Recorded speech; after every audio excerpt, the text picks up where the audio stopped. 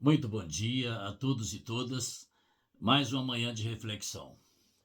Hoje, ainda dentro da questão da filosofia da ciência, eu trato dessa questão com muito carinho porque fui professor dessa área há muito tempo em Viçosa e gosto de estar discutindo filosofia da ciência, teoria do conhecimento e coisas assim.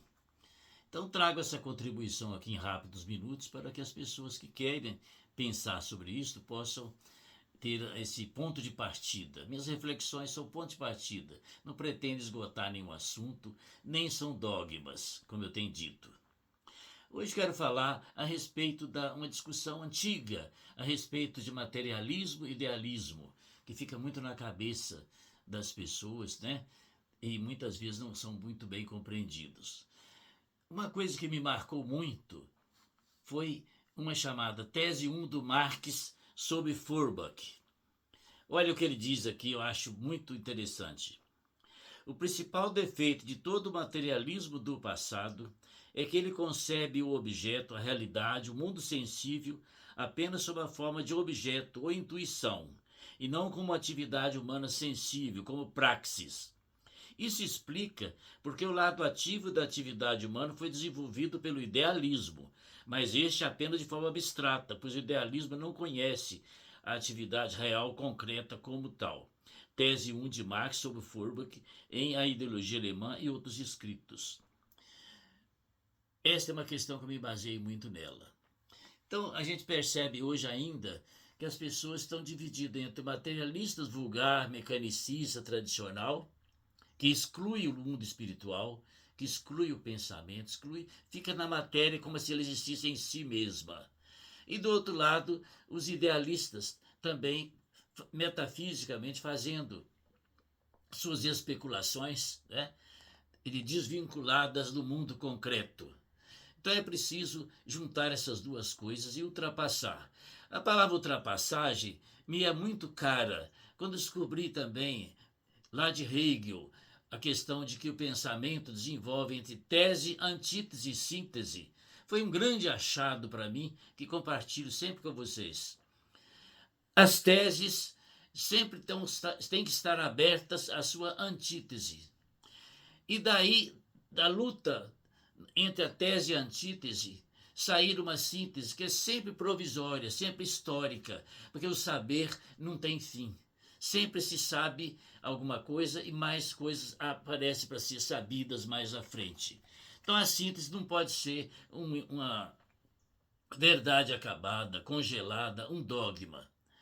Então, tese, antítese e síntese é a maneira que a gente encontrou há muito tempo de aprender a pensar a realidade, pensar a vida, pensar o homem, pensar. Essa questão está ligada toda a uma questão de que nós temos que recorrer sempre a elementos que possam, de um lado, estar trazendo a tese e, do outro lado, estar trazendo a antítese e buscando a síntese. Às vezes a gente se apressa muito, preconceituosamente, em ficar de um lado só, não percebendo o outro lado. E por não perceber, nossa síntese sai equivocada e nem é bem uma síntese, é um amontoado de ideias que, na verdade, não tem sustentação.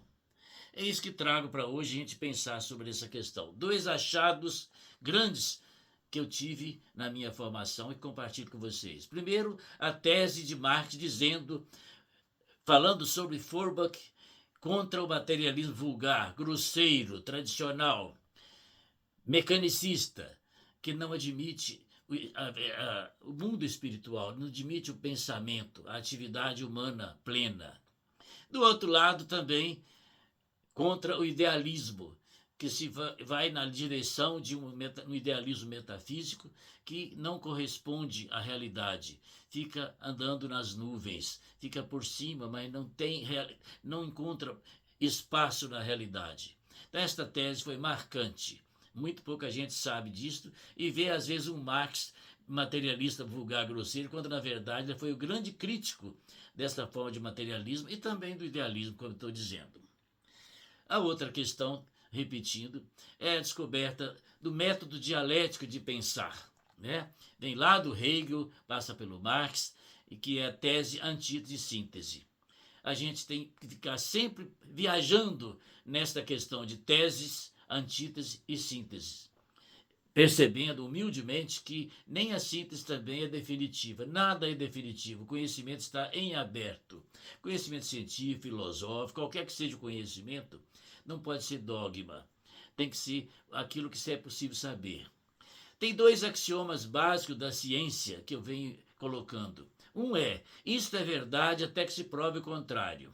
O outro é, isto é verdade em certas condições. Então, se a gente não sabe as condições e não fez uma pesquisa para perceber se já provaram o contrário, corremos o risco de ficar com ideias que já não tem mais, não responde às indagações que a gente coloca para a realidade. Então é isso que trago hoje para a gente pensar. É preciso sempre fazer a ultrapassagem. Ultrapassar significa passar além, né? Significa fazer a travessia, como diz o Guimarães Rosa.